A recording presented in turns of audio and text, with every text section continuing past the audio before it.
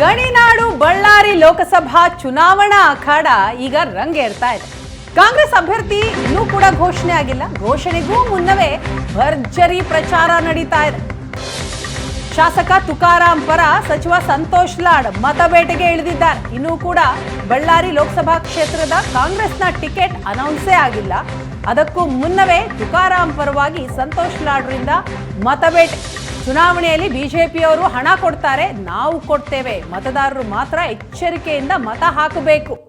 ಬಿಜೆಪಿಯವರಿಗೆ ಚುನಾವಣೆ ಬಂದಾಗ ಮಾತ್ರ ರಾಮ ನೆನಪಾಗ್ತಾನೆ, ರಾಮನಿಂದ ಮತಗಳು ಬರ್ತಾವೆ ಅಂತ ರಾಮನ ಜಪ ಮಾಡ್ತಾರೆ ಬಿಜೆಪಿಯವರು.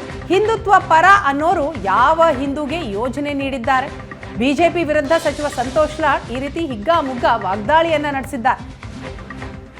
ದುಡ್ಡು ತರ್ತಾರೆ, ಚುನಾವಣೆಗಳು ಬರ್ತವೆ, ಅವರು ದುಡ್ಡು ಕೊಡ್ತಾರೆ, ನಾವು ದುಡ್ಡು ಕೊಡ್ತೀವಿ. ಇದೇ ಬಂದ್ಬಿಟ್ಟು ಚುನಾವಣೆಯಲ್ಲಿ ದಯಮಾಡಿ ನಿಮಗೆ ಕೈ ಮುಗಿದು ಹೇಳ್ತೀನಿ, ಕಾನೂನು ಅರಿಯಬೇಕು.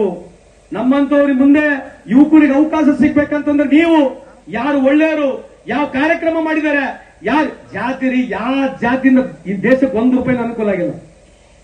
ಈ ದೇಶದ ವ್ಯವಸ್ಥೆಯಲ್ಲಿ ಯಾರು ಜಾತಿ ಬಗ್ಗೆ ಮಾತನಾಡ್ತಾರೆ ಅವರಿಗಷ್ಟೇ ಲಾಭ ಆಗಿದೆ.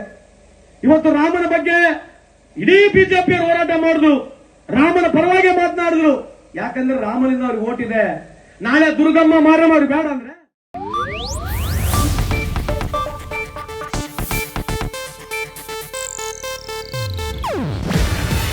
ಇದು ಏಷ್ಯಾನೆಟ್ ನ್ಯೂಸ್ ನೆಟ್ವರ್ಕ್ ಪ್ರಸ್ತುತಿ. ನೀವು ನೋಡ್ತಿದ್ದೀರಾ ಏಷ್ಯಾನೆಟ್ ಸುವರ್ಣ ನ್ಯೂಸ್.